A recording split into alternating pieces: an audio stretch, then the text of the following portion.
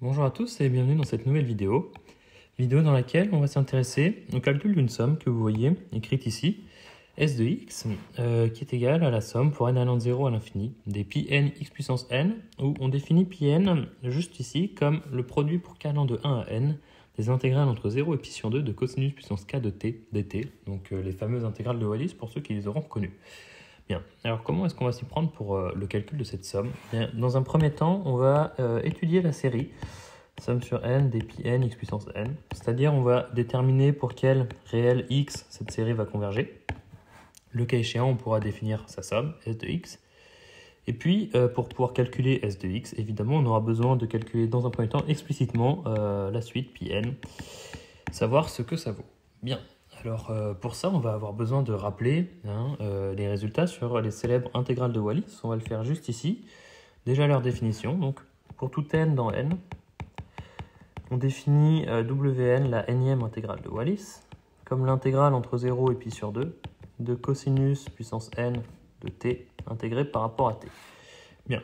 Le fort intérêt de ces intégrales, c'est qu'on est capable de les calculer explicitement. Et en fait, si tant est qu'on ait une information sur la parité du rang, c'est-à-dire que si n est pair, on peut écrire Wn comme pi sur 2 fois 2p factoriel sur 2 puissance 2p fois p factoriel au carré. C'est-à-dire qu'il existe un entier naturel p tel que n s'écrit 2p, ça veut exactement dire que n est pair. Et si n est impair, ça va pouvoir s'écrire comme 2 puissance 2p fois p factoriel au carré, quotienté par 2p plus 1 factoriel. Donc si n est impair, c'est-à-dire qu'il existe un entier naturel p, tel que n est de la forme 2p plus 1. Bien. Donc on ne redémontrera pas ces résultats, mais évidemment, on va y avoir recours. Et donc justement, passons à la première étape ici du calcul de notre somme, qui va être de déterminer quand est-ce qu'elle va être bien définie, donc la convergence de la série. Bien, alors comment on va faire? On va appliquer le test de D'Alembert. On va calculer le ratio pi n plus 1, x puissance n plus 1, sur pi n x puissance n. D'accord? Et en fait, ça va nous imposer ou non une condition sur x pour que la série, que vous voyez juste ici, converge. Dans la mesure où ce ratio, pour que ça converge, il faut que ce soit inférieur strictement à 1. Alors, ce quotient, par définition, c'est pi n plus 1, donc le produit pour k allant de 1 à n plus 1 des wk fois x puissance n plus 1, quotienté par pi n fois x puissance n, pi n étant le produit pour k allant de 1 à n des wk fois x puissance n. Alors évidemment, il y a des simplifications qui vont s'opérer ici. Ici, déjà, les puissances n s'annulent. Et puis là, vous faites le produit jusqu'à n plus 1 au numérateur, mais vous quotientez par le produit jusqu'à n au dénominateur. Donc il va vous rester simplement le n plus unique terme, c'est-à-dire wn plus 1, paire de x. Wn, c'est une suite positive. Si on regarde ici, c'est l'intégrale entre 0 et pi sur 2 du cosinus élevé à la puissance n, sachant que le cosinus est positif entre 0 et pi sur 2. Donc par positivité de l'intégrale, Wn est positive. Pourquoi est-ce qu'on exime cet argument? Bien parce que ici, on va tout simplement pouvoir sortir Wn plus 1 de la valeur absolue. Ensuite, on sait, nous, que Wn plus 1 équivaut en infini à Wn. Et puis là, il y a un équivalent usuel, classique, sur les intégrales de Wallis. On sait qu'en l'infini, Wn équivaut à racine de pi, quotienté par 2n, donc fois valeur absolue de x. Et là, c'est très intéressant parce que peu importe le réel x que vous prenez ici, quel qu'il soit, cette quantité-là va tendre vers 0 quand n va tendre vers plus l'infini. Donc, on obtient que finalement, notre série ici, somme sur n des pi n x puissance n, elle converge absolument sur R. Bien, donc passons à la seconde étape qui va être de déterminer explicitement pi n. Bien, alors comment va-t-on s'y prendre pour calculer explicitement pi n, qui par définition est le produit pour k allant de 1 à n des wk, qui sont définis juste au-dessus comme les intégrales de Wallis. Alors en fait, on ne va pas pouvoir calculer directement pi n, parce que là, ce produit, pour le moment, on ne sait pas en dire grand-chose dans la mesure où wk, tant qu'on n'a pas d'informations sur la parité de l'entier k, on ne sait pas l'exprimer explicitement. Et donc nous, on va avoir besoin de décomposer le produit sur ces termes impairs, les w2k-1, multipliés par les w2k. Et pour faire ça proprement, on a des formules qui nous permettent, mais il va falloir regarder dans un premier temps w2n. donc le produit pour k allant de 1 à 2n des wk. Dans un premier temps, on s'intéressera à la suite extraite pi 2n plus 1. Bien, dès lors que là, on a le produit pour k allant de 1 à 2n des wk, on a une formule générale qui nous dit que dans ce cas-là, le produit peut se décomposer comme le produit pour k allant de 1 à n des w de k moins 1, w de k. D'accord ? Si vous n'êtes pas à l'aise avec cette formule, elle se démontre très facilement par récurrence pour n'importe quelle suite réelle, complexe même.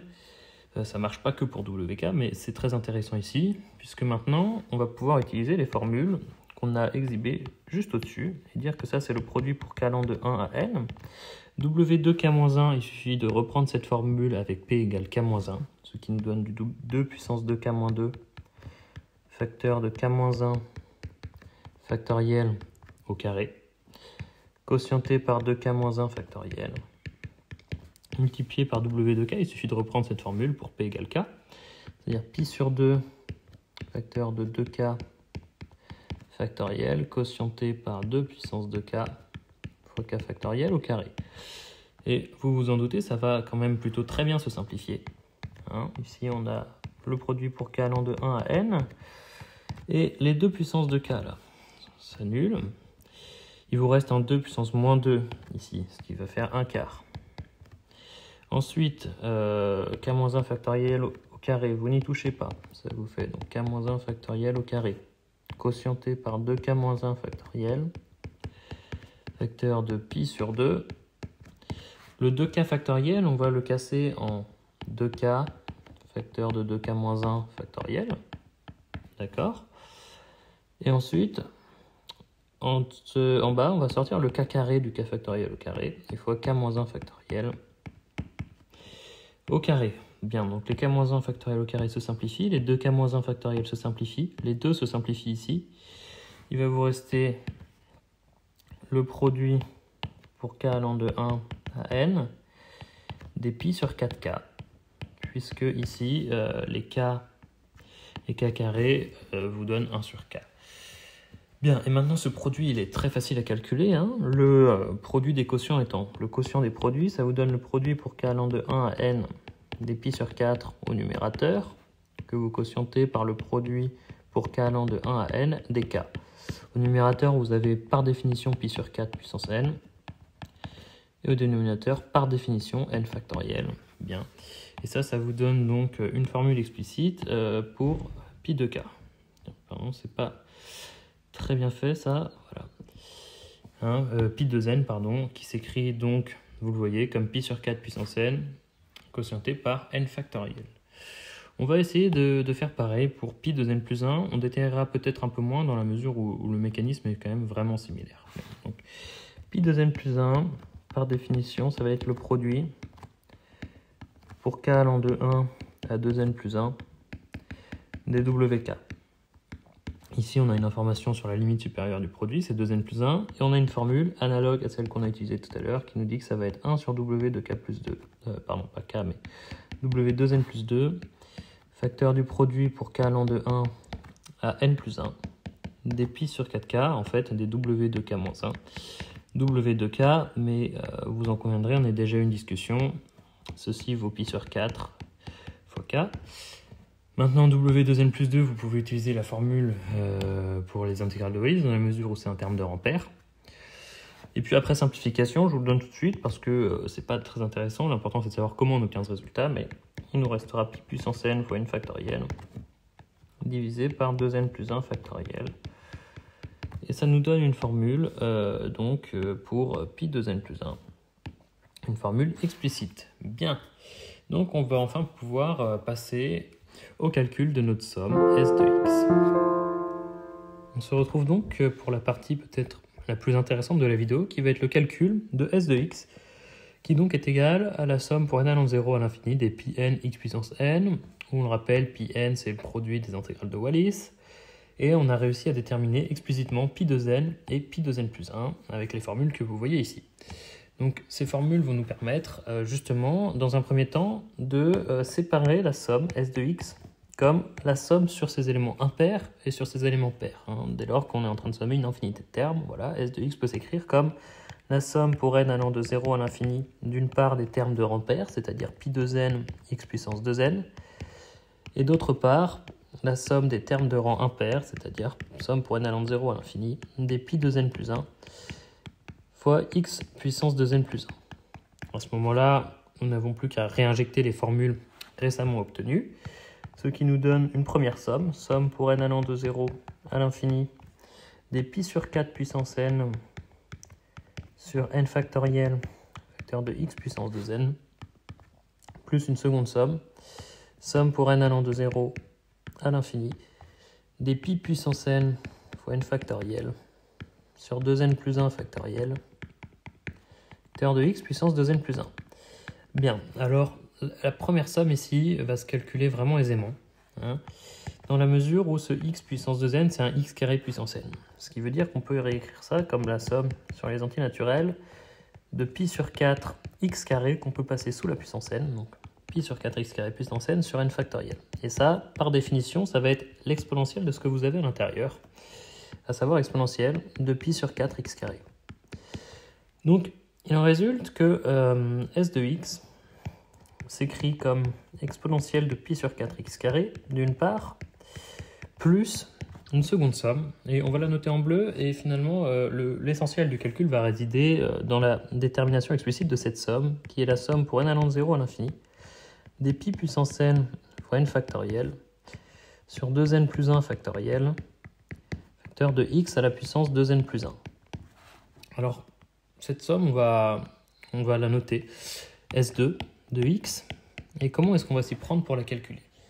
Bien, a priori, elle ressemble à rien de très familier, quoique on peut quand même se rappeler que le sinus hyperbolique de t s'écrit comme la somme pour de n allant de 0 à l'infini des t puissance 2n plus 1 sur 2n plus 1 factoriel. Ça, c'est le développement en série entière du sinus hyperbolique.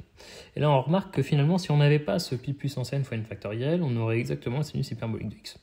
Donc, c'est sur ces termes-là, pi puissance n fois n factoriel, qu'il va falloir travailler pour éventuellement se rapprocher vers une expression impliquant du sinus hyperbolique. Et comment est-ce qu'on va faire ça? Déjà, le pi puissance n, on va essayer de le rentrer sous la puissance de n plus 1 ici. Ce qui nous donne pour S2 de x la somme pour n allant de 0 à l'infini de n factoriel sur 2n plus 1 factoriel. Facteur, si on rentre sous la puissance de n plus 1, il nous faut du racine de pi, x puissance 2n plus 1. Alors à la puissance 2n, ça va bien nous donner le pi puissance n que vous aviez là, mais il y a un facteur racine de pi qui va sortir, et donc il faut quotienter devant par 1 sur racine de pi. Donc pour le moment, ce n'est qu'un jeu d'écriture, on n'a vraiment rien modifié, simplement on a écrit les choses différemment. Maintenant, il nous reste ce n factoriel qui nous gêne, donc tout simplement on va le passer un peu de l'autre côté, c'est-à-dire qu'on va écrire S2 de x comme 1 sur racine de pi, facteur de la somme pour n allant de 0 à l'infini, des racines de pi x puissance 2n plus 1 sur 2n plus 1 factoriel, le tout facteur de n factoriel. Bien. Et à ce moment-là, quelle va être l'astuce qu'on va utiliser pour ce n factoriel? Bien, on va penser à la fonction gamma de l'air. La fonction gamma qui est définie pour tout réel x strictement plus grand que 0, comme 2 fois l'intégrale entre 0 et plus l'infini de t puissance 2x moins 1 exponentielle de moins t carré, intégré par rapport à t. Alors ça, c'est une des définitions de la fonction gamma, peut-être la plus connue que vous connaissez, c'est de dire que c'est l'intégrale entre 0 et plus l'infini de t puissance n exponentielle de moins t dt. Mais nous, on va préférer travailler avec cette expression-là. Ça se précisera après pourquoi ça va être plus commode pour nous de choisir cette formule-là de la fonction gamma. Puisque, en fait, la fonction gamma, si vous voulez, elle vérifie une propriété qui est très intéressante, c'est que pour tout antinaturel n factoriel, c'est gamma de n plus 1. Ce qui veut dire que si on utilise cette définition de gamma de x, on a que n factoriel sur 2, ça va être égal à l'intégrale entre 0 et plus l'infini. On remplace x par n plus 1, puisque c'est gamma de n plus 1, n factoriel. Ça nous donne du t puissance 2n plus 1 exponentielle de moins t carré, intégré par rapport à t. Et donc c'est très intéressant parce que vous avez ce t qui est élevé à la puissance 2n plus 1, tout comme ce racine de pi x. Et ça va être justement très intéressant. Donc on va écrire ici n factoriel sur 2. Et donc il va falloir évidemment rajouter un facteur 2 devant la somme. Et pour n factoriel sur 2, on va utiliser cette formule-là. Bien. Allons-y. On obtient que s2 de x, c'est 2 sur racine de pi. Facteur de la somme pour n allant de 0 à l'infini. Des racines de pi x puissance 2n plus 1 sur 2n plus 1 factoriel. Facteur de l'intégrale entre 0 et plus l'infini de t puissance 2n plus 1 exponentielle de moins t carré intégré par rapport à t. Ce qui est très intéressant.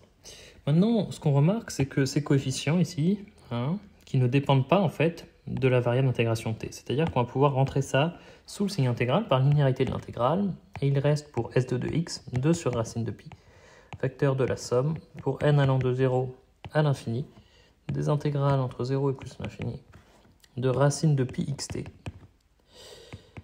puissance 2n plus 1, quotienté par 2n plus 1 factoriel, facteur d'exponentielle de moins t carré, intégré par rapport à t. Et ça, c'est vraiment très intéressant, puisque maintenant, ce qu'on a naturellement envie de faire, c'est de passer le symbole intégral sous le signe le symbole somme sous le signe intégral.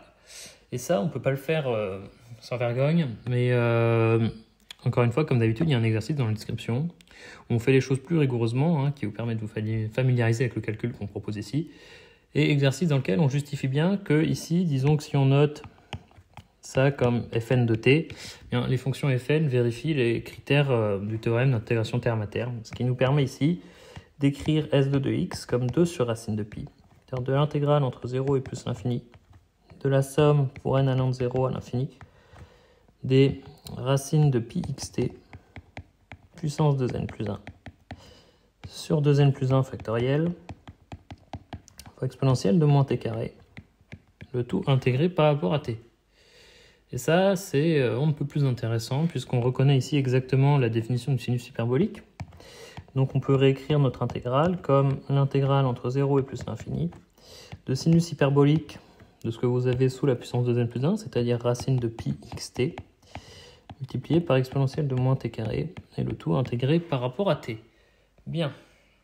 Alors, maintenant, comment est-ce qu'on va faire? On va tout simplement utiliser la définition du sinus hyperbolique.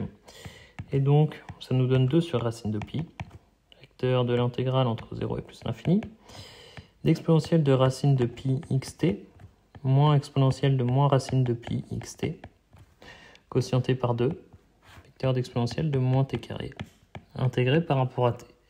Donc les deux se simplifient, et on va obtenir la différence de deux intégrales, avec évidemment toujours ce facteur 1 sur racine de pi devant, facteur donc intégrale entre 0 et plus l'infini, d'exponentielle de moins t carré moins racine de pi xt, pour ce terme-là, intégré par rapport à t, auquel on soustrait l'intégrale entre 0 et plus l'infini, d'exponentielle de moins t carré plus racine de pi xt, pour ce terme-là. Et ça, c'est très intéressant, parce que maintenant, il ne nous reste plus qu'à déterminer ces deux intégrales en fonction de x, là. Et pour ça, on va remarquer qu'elles ont une structure relativement similaire. C'est-à-dire qu'à l'exception du facteur moins qui devient un plus ici, ce sont les mêmes intégrales. Donc on va introduire une fonction i delta, on introduit un paramètre delta, i delta de x égale intégrale entre 0 et plus l'infini, d'exponentielle de moins t carré plus delta racine de pi xt dt. Et à ce moment-là, cette première intégrale devient par définition i-1 de x, et cette deuxième intégrale devient i1 de x. Ce qui veut dire que delta, on peut simplement le prendre dans l'ensemble moins 1, 1. D'accord? Ça nous permettra d'écrire ces deux intégrales et de calculer s2 de x, notre somme qu'il ne faut pas perdre de vue. Bien, alors comment est-ce qu'on va s'y prendre pour le calcul de i delta? Bien, on va essayer de compléter le carré déjà qu'on a dans l'exponentielle là, et dire que t carré plus delta racine de pi xt, c'est le début du carré t plus delta racine de pi sur 2 x.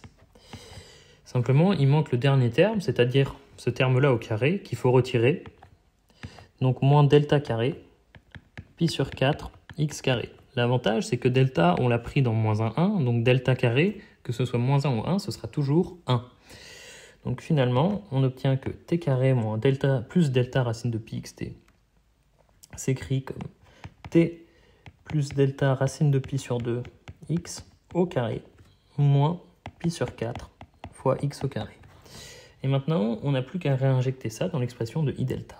On va avoir i delta de x qui va s'écrire comme l'intégrale entre 0 et plus l'infini d'exponentielle de moins t plus delta racine de pi sur 2 x au carré. Moins par moins ici vous donne plus pi sur 4 x carré intégré par rapport à t. Bien.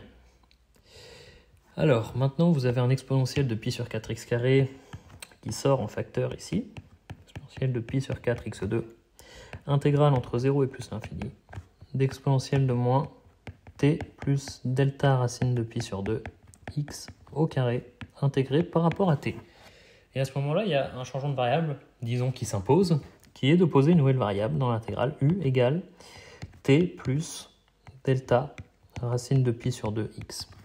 À ce moment-là, que deviennent les bornes par cette substitution? Bien, quand t est égal à 0, u va être égal à 0 plus delta racine de pi sur 2x, c'est-à-dire delta racine de pi sur 2x.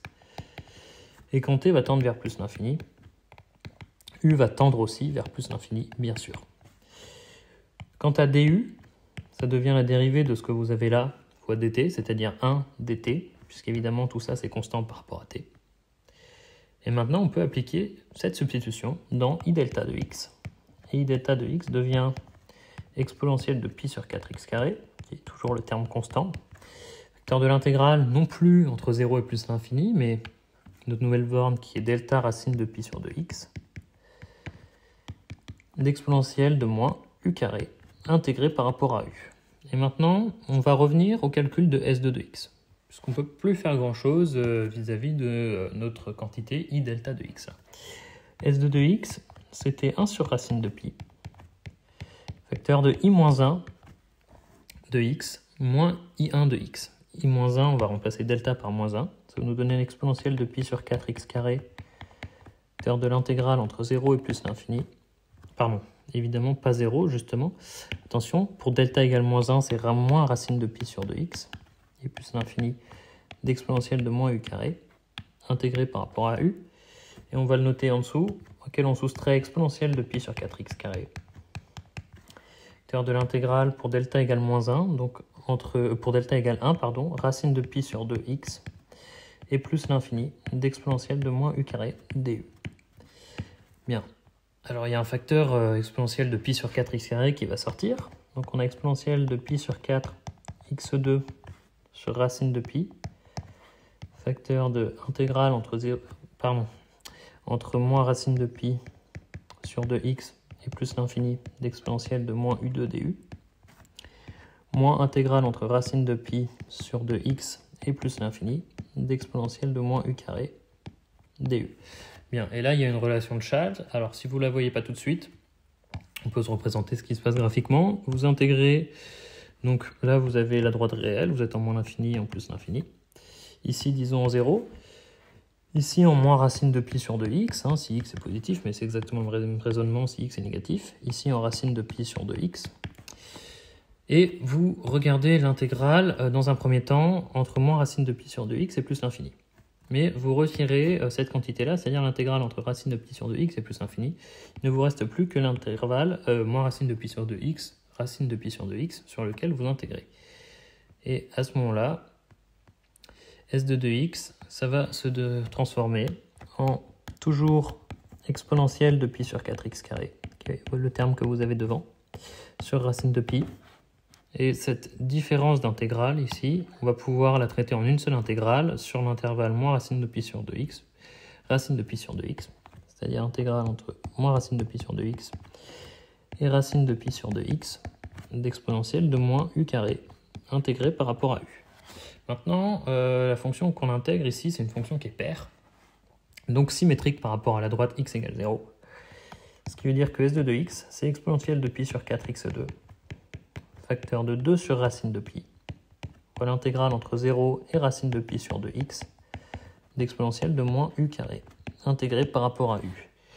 Et ça, ça conclut, en fait. Ça conclut notre calcul de s de 2x, parce que, il faut le savoir, mais si vous voulez, ce que vous avez là, 2 sur racine de pi fois intégrale entre 0 et racine de pi sur 2x, d'exponentielle de moins u de du, c'est une fonction de référence, c'est la fonction d'erreur de Gauss. Et ça, c'est ERF, par définition, hein, de ce qu'il y a ici, à savoir, en l'occurrence, de racine de pi sur 2x. Et donc, on obtient une expression fermée, satisfaisante pour s de 2x, à savoir s de 2x égale exponentielle de pi sur 4 x2, facteur de ERF de racine de pi sur 2 fois x. Maintenant, il faut revenir au calcul de notre somme, s de x, hein, parce que c'était quand même l'objectif de cette vidéo. S de x, par définition, on va renoter hein, à quoi c'était égal. C'était la somme pour n allant de 0 à l'infini du produit pour k allant de 1 à n des intégrales entre 0 et pi sur 2 de cosinus puissance k de t dt de x puissance n. Hein, on avait dit ça, c'était égal à pi n. Et on avait montré que c'était exponentielle de pi sur 4x2 pour la première somme qu'on avait, plus s de 2x. S de 2x qu'on vient de calculer ici. Donc il y a un exponentiel de pi sur 4x2 qui se met en facteur. Et ici, il reste 1 plus ERF de racine de pi sur 2 fois x. Bien. Donc ça conclut le calcul de notre somme s de x, qui, vous le voyez, était quand même initialement une expression assez alambiquée. Mais pour le coup, on a réussi à obtenir un résultat, je trouve personnellement assez élégant, à l'aide de fonctions usuelles, hein, la fonction exponentielle et puis la fonction d'erreur. Maintenant, on peut aller encore un petit peu plus loin sur le résultat qu'on vient de montrer.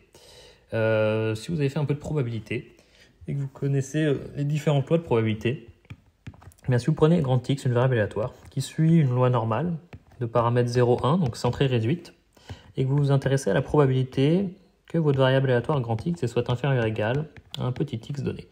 Bien, ça, c'est donné par la fonction de répartition phi évaluée en x. Et cette fonction de répartition, phi de x, elle s'exprime à l'aide de la fonction d'erreur. Ça s'écrit comme 1 demi facteur de 1 plus ERF de de x sur racine de 2. Bien.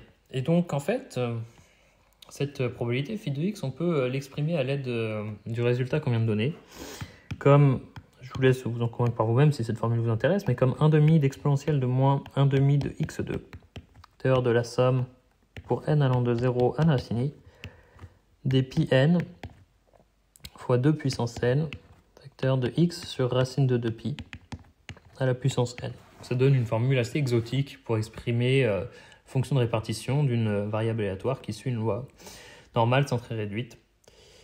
Donc voilà, si on voulait aller un peu plus loin, je ne sais pas trop quoi penser de cette formule. Je vous laisse me donner votre avis dans les commentaires. Et donc n'hésitez pas à vous abonner et à activer la cloche des notifications. Et sur ce, je vous dis à bientôt pour une prochaine vidéo.